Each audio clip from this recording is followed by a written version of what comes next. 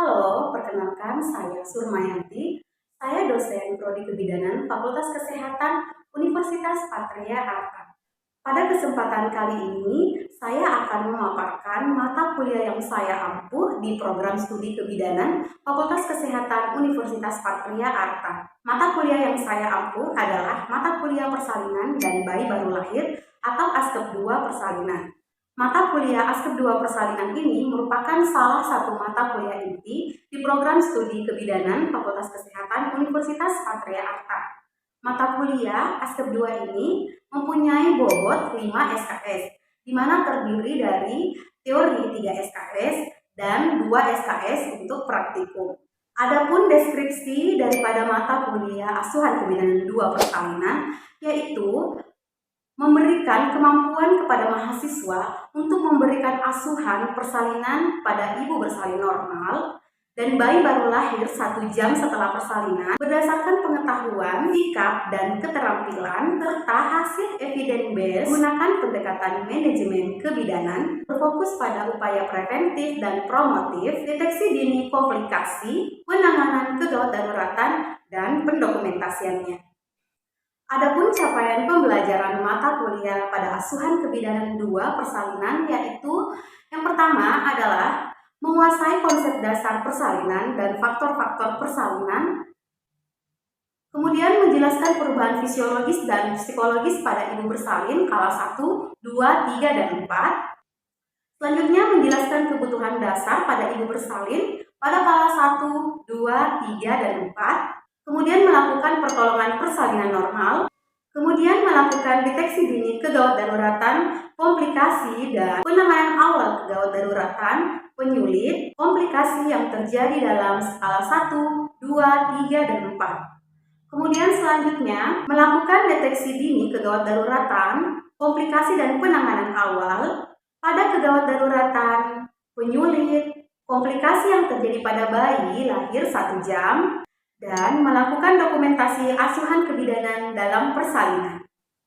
Kemudian selanjutnya saya akan membahas mengenai pokok pembahasan yang dibahas pada mata kuliah asuhan kebidanan 2 persalinan dan bayi baru lahir.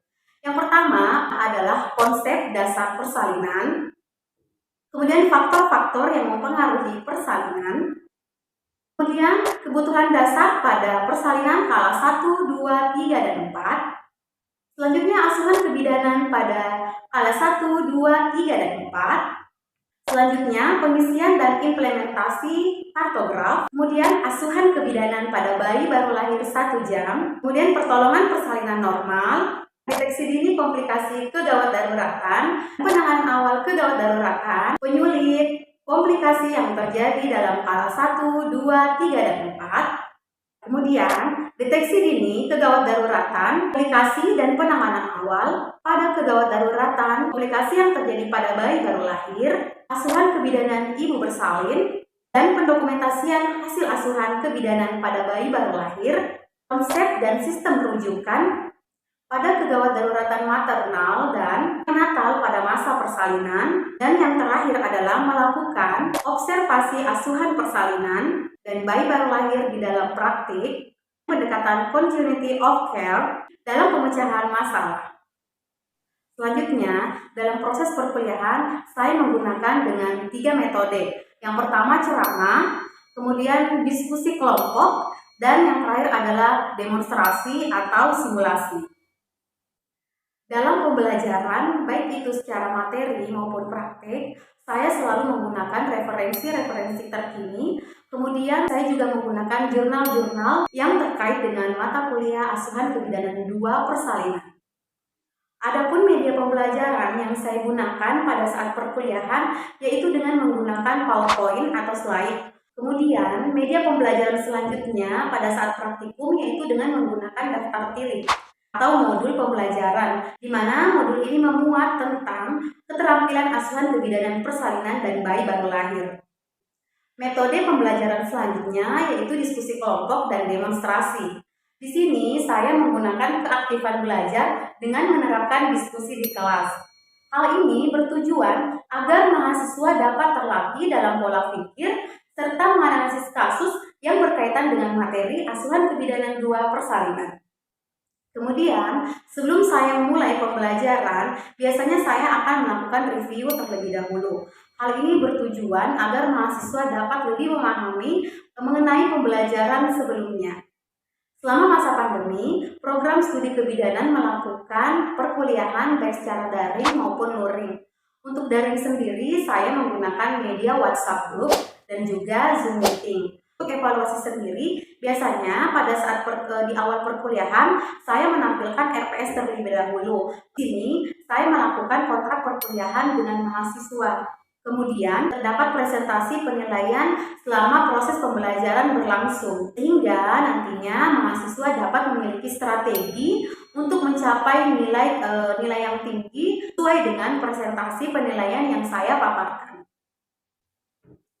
Selanjutnya, untuk sistem evaluasi, saya menggunakan penilaian dengan menilai kehadiran, kemudian ujian tengah semester atau UTS, selanjutnya UAS atau ujian akhir semester, dan juga ujian praktikum. Untuk bobotnya sendiri, untuk kehadiran 10%, UTS 25%, UAS 25%, dan uji praktikum 30%. Baiklah, selanjutnya saya akan menampilkan Zoom meeting pada saat saya melakukan pembelajaran dengan mahasiswa, kemudian disusul dengan video pembelajaran pada saat kami melakukan praktikum di Lab Kebidanan Fakultas Kesehatan Universitas Patria Arta. Assalamualaikum warahmatullahi wabarakatuh dan selamat siang. Siang. Oke, bagaimana kabarnya hari ini? Baik, Bu. Alhamdulillah. Sebelumnya, apakah suara Ibu terdengar dengan jelas? Terdengar jelas. Oke, baik. Ya, terima kasih. Jadi hari ini kita ketemu kembali di mata kuliah Asuhan Kebidanan, Persalinan, dan Bayi Baru Lahir atau ASKEP 2. Ini merupakan pertemuan kelima kita. Oke, minggu lalu kita sudah belajar mengenai pemeriksaan dalam. Kan ada 10 komponen PT. Ada yang masih ingat komponen PT apa saja yang dipelajari minggu lalu? Ada 10, Ibu. Iya, silakan. Apa saja itu, Dek? Siti Mawada? Yang pertama itu keadaan vulva dan vagina. Ya. Kemudian yang kedua keadaan servis, bukaan, presentase, ketuban, penurunan, yang ketujuh penumbungan, yang ke-8 melase, yang ke-9 kesan panggul, dan yang ke-10 pengeluaran lendir dan darah. Oke, betul. Jadi hari ini kita akan belajar mengenai partograf. Oke, kalau begitu izinkan Ibu share screen untuk materi hari ini ya. Iya, Bu. Oh ya, sudah kelihatan, Dek, share screen-nya di monitornya masing-masing? Sudah, Bu. Oke, baik, terima kasih. Jadi hari ini kita bahas mengenai, ya. Sudah kelihatan? Sudah, Ibu. Sudah, Ibu. Ya, jadi hari ini kita akan membahas mengenai partograf.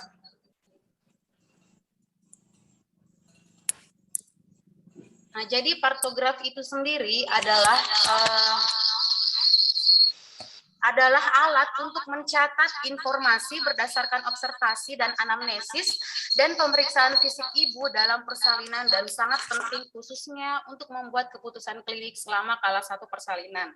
Nah, tujuan daripada partograf itu sendiri adalah untuk mengamati dan mencatat hasil observasi dan kemajuan persalinan dengan menilai pembukaan serviks, yaitu dengan PT ya yang sudah kita pelajari di minggu lalu, serta menentukan normal tidaknya persalinan dan mendeteksi dini adanya persalinan lama. Jadi kalau kita pakai partograf ini kita sudah tahu nanti ini persalinannya.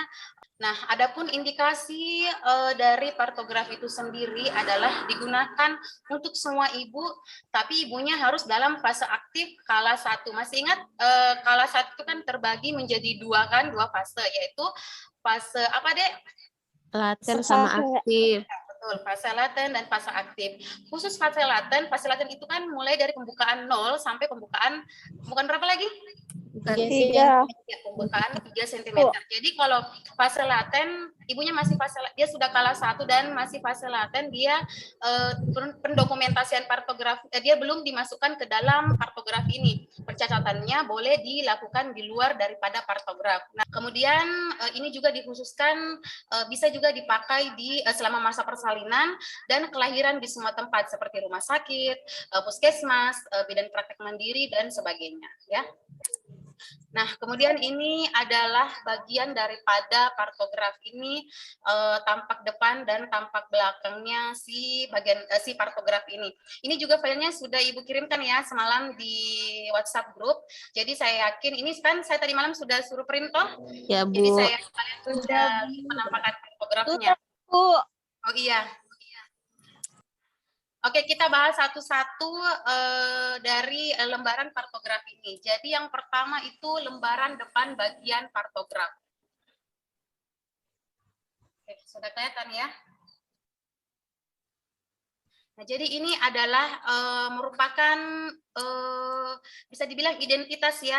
Kita bahas satu-satu. Jadi yang pertama itu ada nomor register.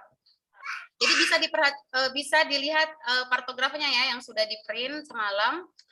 Nah, ini di sini nomor registernya yang dicatat. Jadi di sini berupa angka ini dari rumah sakit ataupun bidan praktek mandiri. Jadi ini semuanya dalam bentuk angka.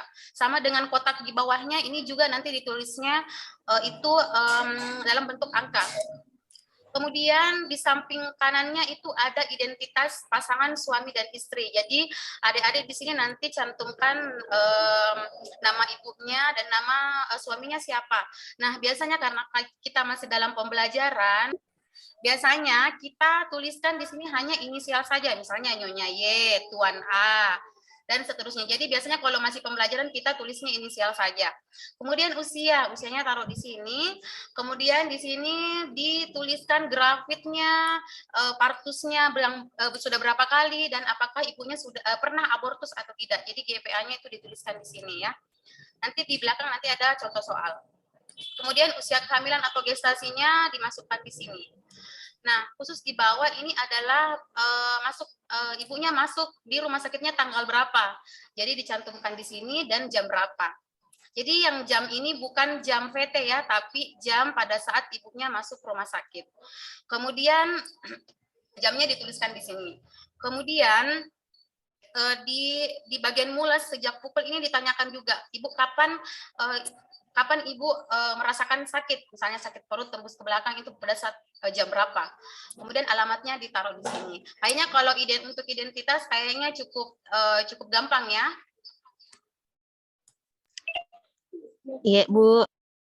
Oke, selanjutnya ke kotak di bagian bawah daripada identitas itu ada, kalau saya sebut sih namanya zona janin. Zonanya janin artinya di sini semua pemeriksaan temuan janin itu diletakkan di sini, ditaruh di sini. Jadi adik-adik bisa DJJ itu sendiri. Normalnya DJJ berapa lagi, Dek? Ada yang masih ingat? Normalnya DJJ 120 sampai 160. Ya, betul. 120 sampai 160 kali per menit. Satu kotak ini sama dengan 30 menit. Ini satu kotak satu. Jadi kalau 2 kotak begini itu sama dengan 60 menit, artinya sejam, ya. Nanti ini sinkron dengan bagian ke bawah semua. Jadi ke bawah ini yang kartografnya, perhatikan kartograf yang sudah kita print, itu semua itu sejajar garisnya. Jadi ada yang kotak satu saja, ada yang satu tapi terbagi 2, itu semuanya sebenarnya nilainya sama. Jadi satu kotak itu yang besar 1 jam, kalau dia kecil seperti ini itu 30 menit. Jadi ada air ketuban dan penyusupan. Jadi air ketuban ini dicatat pada saat kita melakukan vagina touch atau VT atau pemeriksaan dalam. Nah, untuk simbolnya sendiri kita kenal dengan yang namanya UJMDK. Ini atau tulang-tulangnya ini saling berdempetan atau saling tumpang tindih. Tetapi dia masih dapat dipisahkan pada saat kita melakukan VT. Ini sudah Ibu.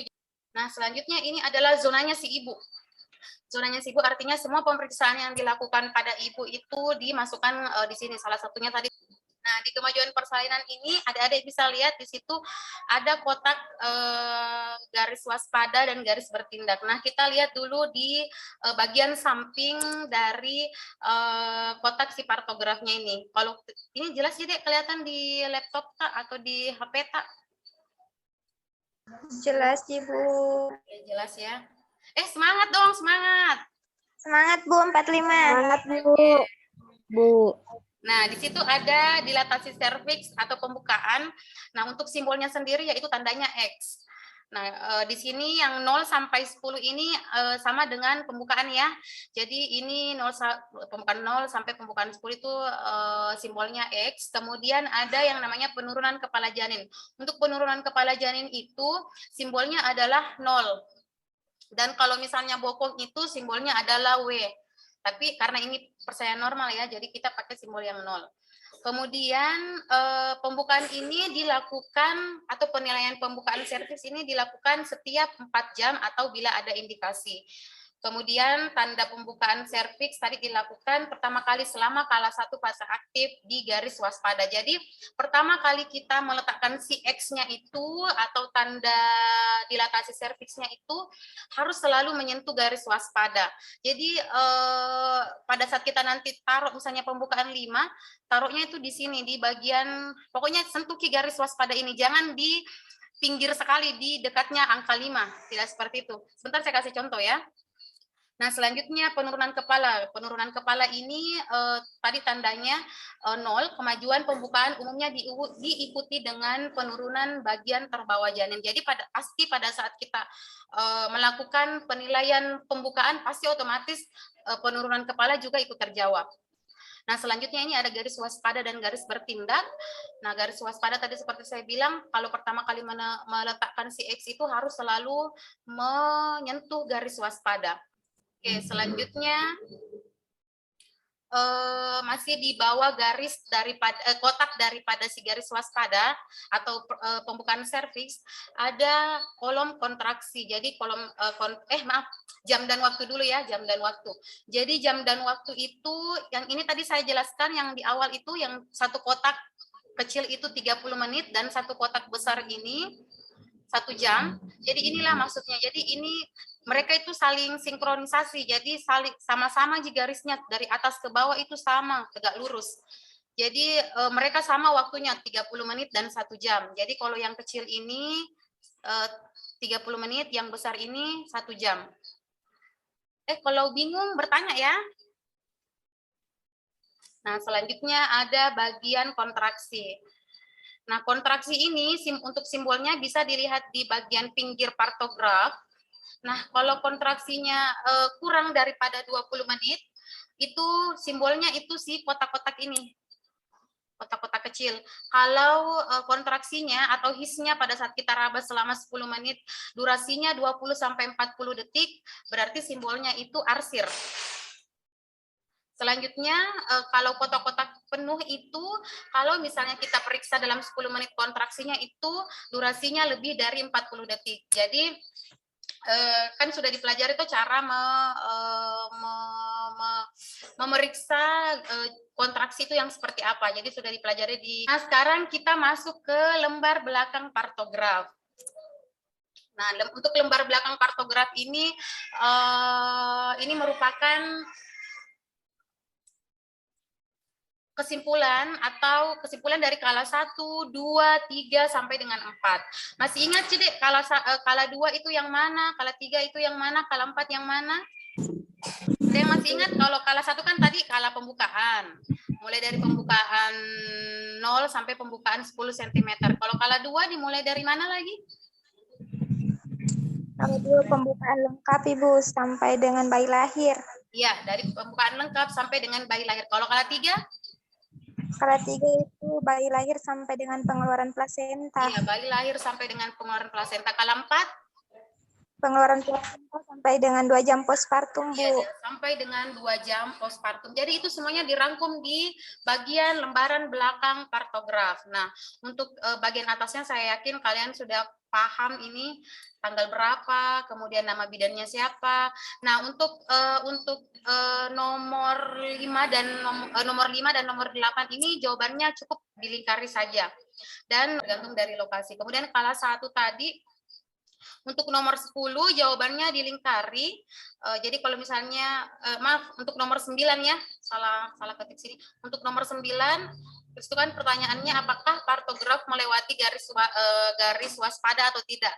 Kalau melewati kalian lingkari dan alasannya kenapa. Tapi kalau tidak cukup lingkari saja. Kemudian untuk kala 2 tadi di sini cukup dicentang saja, diberi tanda centang apakah kalian melakukan episiotomi, jika ya apa alasannya. Kemudian siapa pendamping selama pada saat persalinan, ini juga jawabannya bisa lebih dari 1. Kemudian apakah terjadi gawat janin, jika ya apa yang tindakan yang kalian lakukan, tetapi kalau tidak cukup dicentang saja. Apakah share screen-nya terlihat deh di monitornya? Terlihat, Bu. Oke. Nah, jadi di sini ini cuma sebagai contoh saja ya, contoh latihan. Nah, nanti Ibu akan kirimkan beberapa soal, kalau tidak salah ada 5 soal, nanti akan Ibu share di seperti biasa di WhatsApp group. Nanti kalian kan sudah punya partograf masing-masing, nanti kalian isi, kemudian boleh di-share kembali melalui WhatsApp juga, tapi jangan di grup, langsung ke japri ke Ibu ya. Ya, Bu. Oke, baik. Kita lihat dulu soalnya. Jadi di sini tuh ada Nyonya A, Tuan B. Nyonya A usia 27 tahun dan Tuan B berusia 29 tahun, di mana dia G2 P1A0, usia kehamilannya 37 minggu, datang ke bidan praktek mandiri tanggal 24 Oktober 2021 jam 14.00. Ditemani suami dengan keluhan telah merasakan kontraksi sejak pukul 06.00. Nah, kalau kalian adik-adik baca bagian atasnya ini termasuk masuk ke bagian ininya partograf. Bagian atasnya si partograf. Bentar ya. Ini masuk ke bagian ini. Kan untuk ilustrasi soal yang bagian atasnya. Nah, kemudian bisa dilihat lagi hari perkiraan lahir itu atau HPL-nya tanggal 26 Oktober 2021. TTV-nya tekanan darahnya 110/60, nadi 82, suhu 36, pernafasan 22. Berkemih 150 mili, protein urinnya tidak ada. Hasil PT, kepala 4/5, kemudian pembukaan 4 cm. Nah, kira-kira ini kalau adik-adik baca, kira-kira yang ilustrasi atau bagian cerita yang pertama ini sudah bisa masuk enggak di partograf atau belum? Bu, enggak muncul punya aku, Budi. Enggak muncul ya? Kalau yang lain ya, muncul, Ji? Muncul, Bu. Oh iya, ya. Kira-kira kalau adik-adik baca dari soal yang di atasnya ini atau pernyataan di atas ini, kira-kira partograf pembukaan 4 ini masuk enggak di bagian partografnya? Sudah bisa masuk, Bu. Masuk, Bu. Ada yang bisa menjawab kenapa bisa dimasukkan? Karena sudah fase aktif, yaitu pembukaan 4 cm, Bu. Oke. Kalau misalnya ada yang tidak dipahami atau kurang dimengerti, boleh didiskusikan kembali di WhatsApp group, ya. Cukupkan sampai di sini untuk pertemuan perkuliahan kita untuk materi partograf. Insya Allah kita ketemu kembali di pertemuan yang akan datang ya. Jangan lupa kerjakan tugasnya, nanti Ibu share di WhatsApp group. Oke, terima kasih. Assalamualaikum warahmatullahi wabarakatuh. Kembali pada mata kuliah asuhan persalinan dan bayi baru lahir.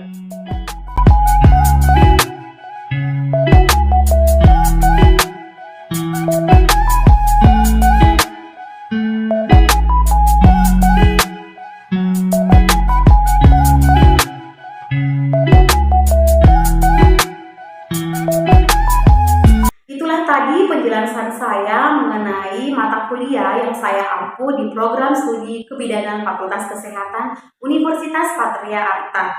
Mohon maaf jika ada kekurangan. Terima kasih. Assalamualaikum warahmatullahi wabarakatuh.